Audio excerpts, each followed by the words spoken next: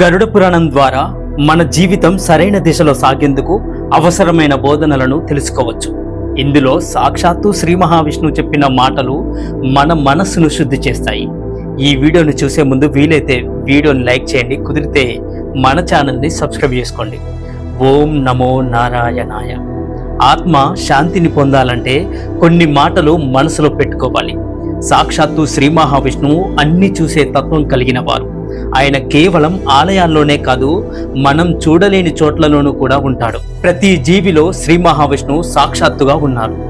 శ్రీ మహావిష్ణువుకు ఎలాంటి అవరోధాలు ఉండవు. సమస్తం ఆయన అంతర్భాగమే.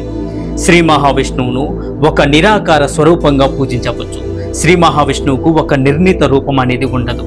మనం మన హృదయంలో ఆయనను ఎలా భావిస్తామో ఆ రూపంలోనే శ్రీ మహావిష్ణువు మన ముందుకు వస్తాడు. నిజమైన భక్తితో మనస్ఫూర్తిగా పూజిస్తే శ్రీ మహావిష్ణువు యొక్క అనుగ్రహం తప్పకుండా ప్రతి భక్తుడిపై లభిస్తుంది.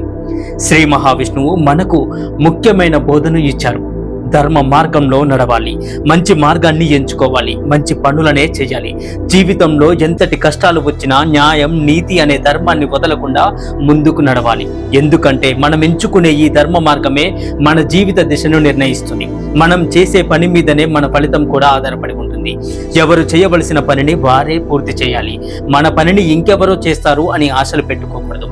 అలాగే ఫలితం ఎప్పుడు వస్తుందో అని ఆలోచించకూడదు. మన పని మనమే నిబద్ధతతో చేస్తే సరిపోతుంది. శ్రీ మహావిష్ణువు భక్తి తత్వాన్ని విశ్వసిస్తారు. ఎవరి మనసులోనైనా నిజమైన భక్తి ఉంటే వారిపై ఆ శ్రీ మహావిష్ణువు దయ చూపిస్తారు. పెద్దగా పూజలు చేయకపోయినా ఏ భక్తుడైతే భక్తితో శ్రద్ధతో పిలుస్తారో వారి దగ్గరికి శ్రీ మహావిష్ణువు వస్తారు. ఈ ప్రపంచం మన మనస్సును మాయలో పడేసేలా ఉంటుంది. దానిలో కోరికలు, ఆకర్షణలు ఎక్కువగా ఉంటాయి.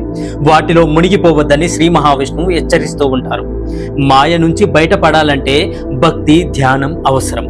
మన జీవితం శ్రీ మహావిష్ణువుకు అంకితం చేస్తే, అంటే ప్రతి పని నారాయణుడి కోసం చేసినట్లు భక్తితో చేస్తే మన హృదయానికి శాంతి కలుగుతుంది.